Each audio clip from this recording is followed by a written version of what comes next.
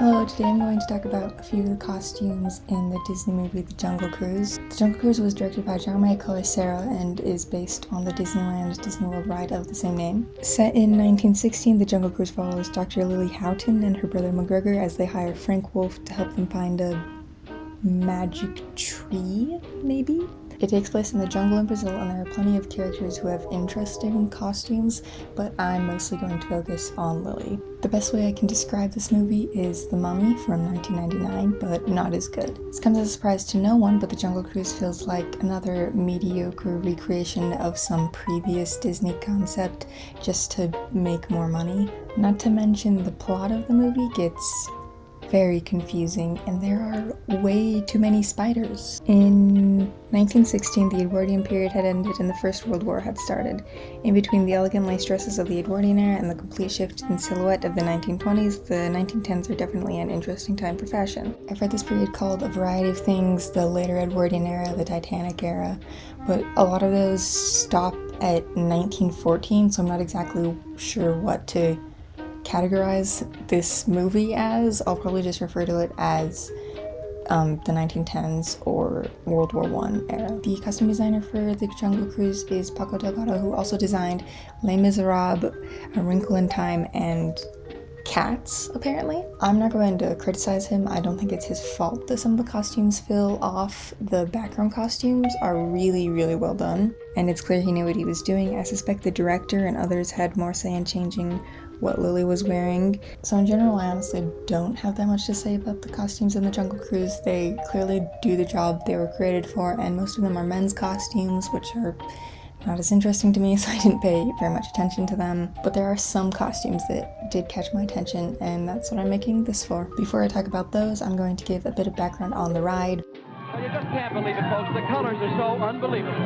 The banks are lined with rare trees and exotic foliage blown here from the far corners of the earth. When Disneyland opened on July 17th, 1955, the Jungle Cruise was one of the opening day attractions. While it was originally intended to be a documentary-style safari ride with real animals, Imagineer Mark Davis thought it was best to change it to a joke-filled Jungle Cruise ride with animatronic animals. The ride was inspired by the 1955 documentary The African Lion and the 1951 film The African Queen, which was also an inspiration for the Jungle Cruise costumes. I'm not going to talk about Frank's costumes, but it is literally the same outfit as this one in The African Queen. The boats in the Jungle Cruise ride, designed by Harper Goff, were inspired by The African Queen as well. Bill Evans, in charge of landscaping, imported jungle plants and root planted the local orange trees upside down and put vines on the roots, which is kind of funny. This ride, like many of the other Disneyland rides, follows a sort of storyline. You start in the line, which was designed to look like a boathouse circa 1938 in a river trading company in a British colony. There's music from the 20s, 30s, and 40s playing, and all the decorations are on theme. Obviously, it's Disneyland. When I've been to Disneyland, I never minded standing in the Jungle Cruise's long line because that meant you got to go upstairs and look at more of the decorations, which I always like to do. When you reach the front of the line, you board a boat and are introduced to your skipper, who drives the boat throughout the ride. Depending on what park you're at, the ride has different attractions along the way, but the basic idea is the same. You're riding through a jungle on a river cruise, and the skipper tells you jokes, and you see a variety of ruins and animatronic animals along the way. Throughout the years, the ride has received a variety of changes, most recently to finally fix the racist depictions of Native people. The story of the ride also changed, basing it on Alberta Falls, the granddaughter of Dr. Albert Falls. Alberta inherited the Jungle Navigation Company after Dr. Albert Falls' mysterious disappearance, and while she continues to look for him, she also offers cruises to tourists. Lily and Frank's clothes actually appear in her office in the ride line. I think that it's cool that they keep changing the rides, especially when the changes are very much needed, like this one. Even Walt Disney said that the park would never be done, so obviously the ride is still based on like imperialistic ideas, but I think changing it was still the best option. So like I said, I'm not going to talk about the men's costumes, but there are some background costumes that I think deserve some attention. They're all women's costumes, and I'm going to sort of use them to compare them to Lily's costume. The scene in particular that I wanted to point out is the scene where there's an actual Jungle Cruise with tourists who Frank is scamming, I think. I find it interesting that oftentimes the main character that the audience follows has less period-accurate costumes to appeal to the modern audience, while many background characters' outfits are generally more accurate. So the ladies on the boat are actually wearing pretty accurate 1910s dresses. In the 1910s, the popular silhouette changed from the S-curve Edwardian ideal to a more natural silhouette as corsets were just beginning to become less popular. Reasons for this include Mary Phelps Jacob patenting the modern bra in 1914 and Paul Poiret popularizing different silhouettes in his designs. In 1906, Poiret began omitting corsets and petticoats from his designs, and other designers followed this idea. Also, compared to the earlier 1900s, the 1910s had shorter hemlines that reached around the ankles. In the Jungle Cruise, we can see the silhouettes of the dresses are accurate to the changing ideas of the time, as there is a combination of Edwardian and 1910s sort of styles. The dresses that we see are mostly light colors with whites, creams, light blues, and one purple dress that's just a bit darker than the rest. The purple dress also looks a bit older than some of the other dresses. We can see similar dresses in these illustrations from the time. The women also have Gibson Gorillas hairstyles with hats that match their dresses. Hats were a regular part of everyday outfits, so it's nice to see them included. The hats have decorations on them similar to those of the time. Collars, skirts, and sleeves are all reminiscent of the 1910s.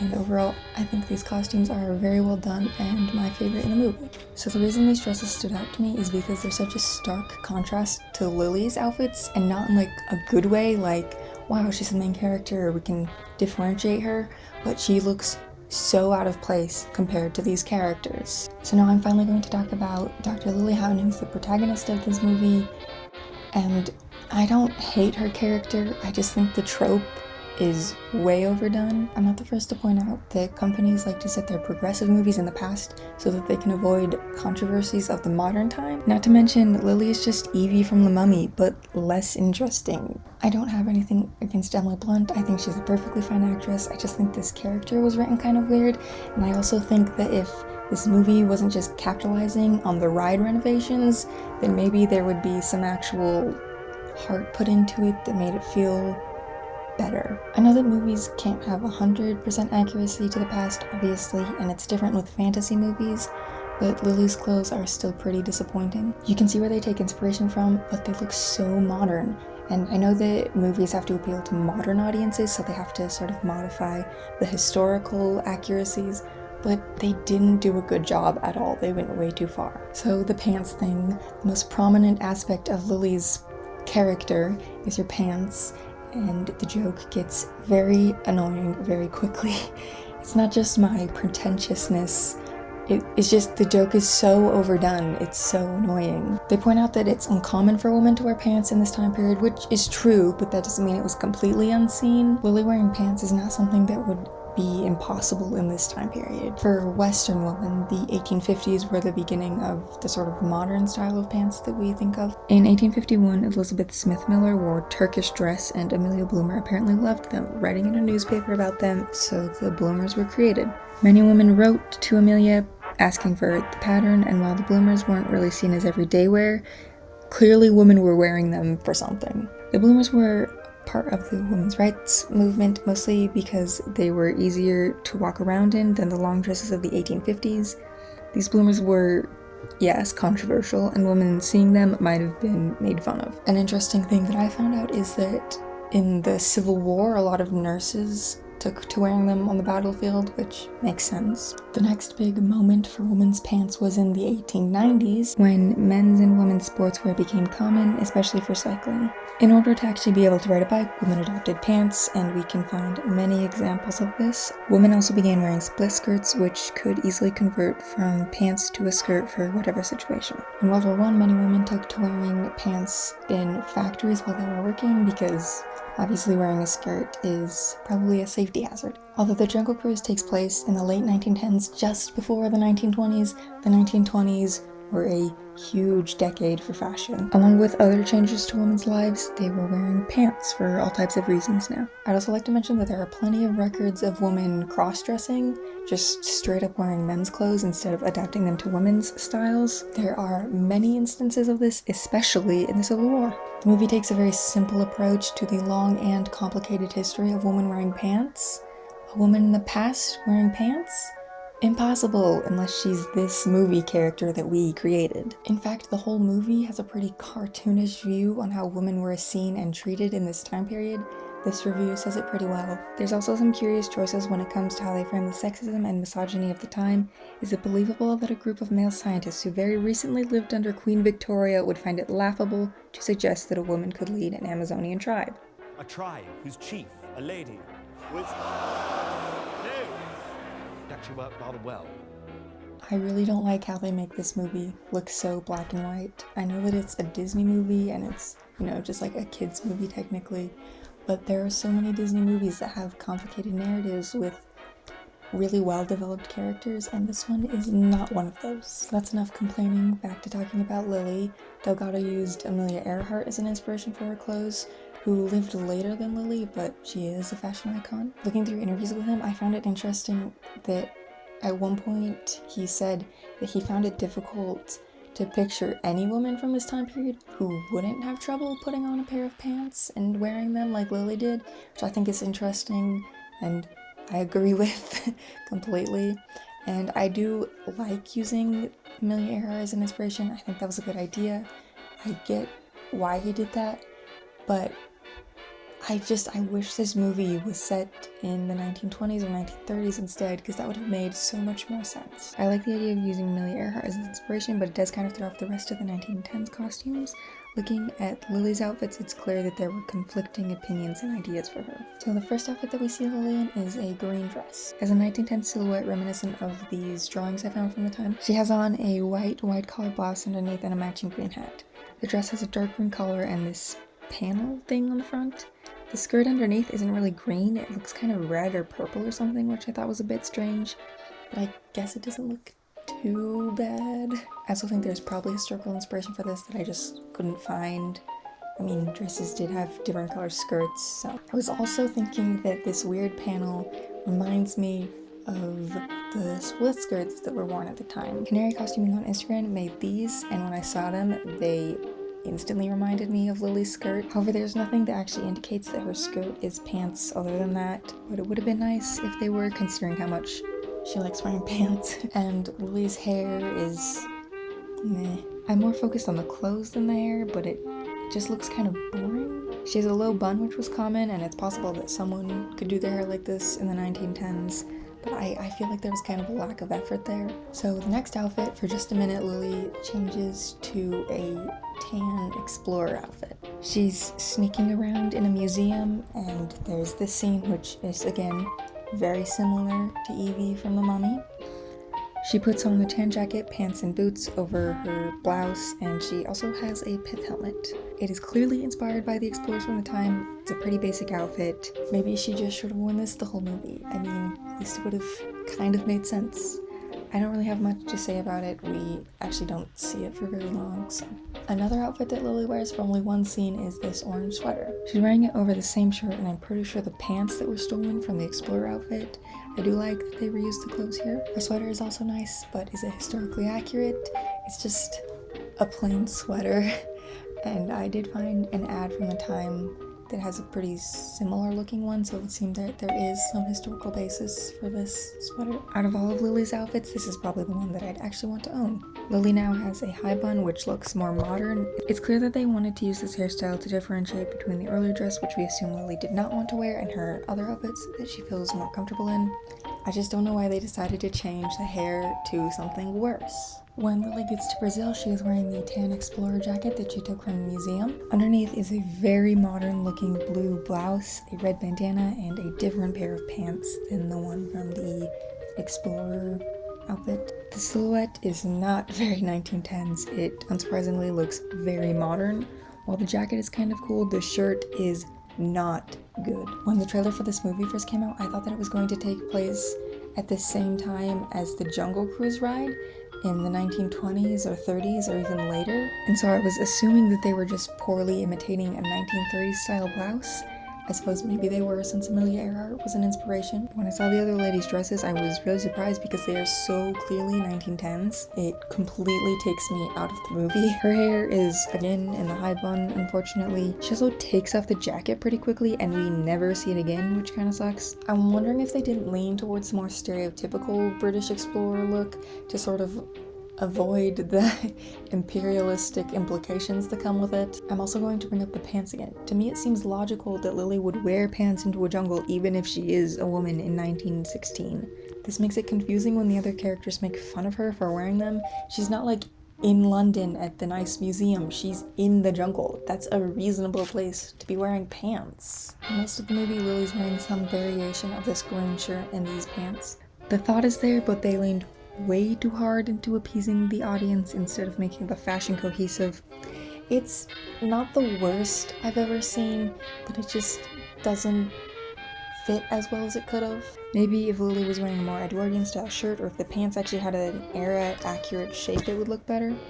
Her hair also continues to be very modern. She does wear a bandana for a bit, which I thought was a cool nod to this popular style of the late 1910s and 1920s. But with the hair and the rest of the outfit, it just comes across really modern. We also get to see what Lily wears under her clothes, which are very plain, but they don't seem too inaccurate. She's not wearing a corset, which I'm a bit conflicted about. Corsets begin to decline around World War I, and designers like Paul Poiret begin to change the popular silhouette to be straight and boyish. Corsets look like this, very long and probably not optimal for jungle exploration. Many women of the 1920s chose not to wear a corset, but 4 years earlier in 1916, I don't think it was as common yet. But considering Lily's other fashion choices, it does kind of make sense for her not to be wearing a corset, so I actually give this a pass, surprisingly. In this scene, Frank says, "Are you wearing pants under your pants?" Which is a weird question because she's wearing a very common style of underwear called combinations, which were usually worn under a corset. Again, hers are very simple, but it's the same idea. I'm also very glad that we don't have to hear about pants and corsets throughout all of this movie, so at the very end of the movie, Lily is wearing this brown suit. This is the most masculine outfit that she wears in the entire movie, and honestly, I think it's much better than the other outfits with pants. It reminds me of women from the time period who would cross-dress or wear men's clothes, like Colette, for example. This was more controversial than just wearing a pair of pants occasionally, and I think that would have fit Lily's character better. The suit kind of makes me wish that they had completely had her wearing just men's clothes the entire movie, because I feel like that would have been more accurate to the outrage she was receiving wearing pants than just wearing a pair of pants. I think having the suit at the very end of the movie is sort of representative, or at least that's what it felt like they were going for, but that doesn't really make any sense because she never really had any, doubts in her clothing. It was other people making fun of her clothes, so at the end when she's like, hey, I'm wearing all men's clothes now, it's kind of like, I would have assumed you were doing that before, honestly. Her hair is also better in a low, vaguely 1910s style hairdo with a men's hat. In conclusion, go watch The Mummy from 1999. I mean, you can watch this movie too. It's not the worst movie I've ever seen, but this movie was very clearly trying to do what The Mummy did, and it did not work. I suppose what's really bothering me about this movie is that it kind of makes it feel like a strong, independent woman like Lily could only exist in this time period in a fictional movie, which is so far from the truth. There are so many interesting and influential women in history, and a lot of them didn't even wear pants. There are even plenty of examples of women explorers and scientists who lived around the same time this movie takes place. Richard Bell, Gertrude Brennan, Florence Bailey, Isabella Bird, Beth Cabra, and Inez Mexia are just some of the many women who are reminiscent of Lily, and there wasn't just one of them in 1916 or in history. There were a lot of them. While I do agree that we need to have better women characters in movies, I think that doing this specific trope is so overdone by now. The Jungle Cruise markets Lily as a new take on the damsel in distress trope, like she's something new and original, the way she rejects society's ideas of gender, as if this idea hasn't existed literally forever.